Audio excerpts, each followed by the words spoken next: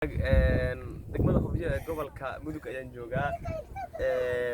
Gurigan oo guriga ku dhashay wuxuu ii leeyahay xusuus gaar ah.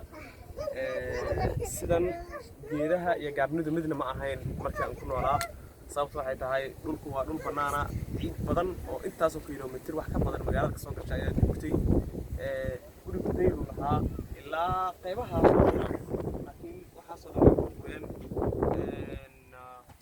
iridan tiram male intaan ka soo galay marka aad baan maaragtay ugu faraxsanahay inaan ku soo laabto gurigii.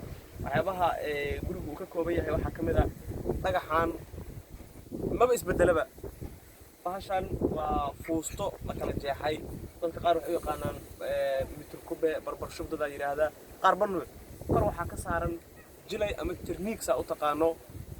sababta loo saaran waxa waaye halkan ay joogno xeeb ay leedahay, waa Hobyo.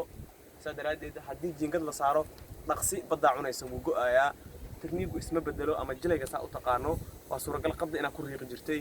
marka si kastaba aad ugu faraxsanahay inaan degmadii aan ku dhashay iyo gurigii aan ku dhashay xararka waxa uga tagtay maadaama alwaaxa aan maaragtay si fudud loo heli karin. kan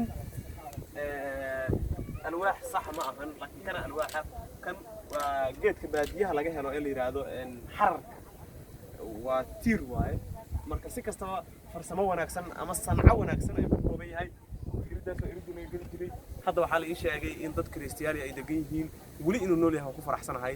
musqushu sidaanay u gaabatay, saasay u gaabatay musqushu bacaada qariye, laakiin asna ayadan isma bedesho. ujeedaa irid lagama bedelin, alwaax lagama bedelin, dhagaxii ama bulkeetiga guriga lagama bedelin. waa maasantiin.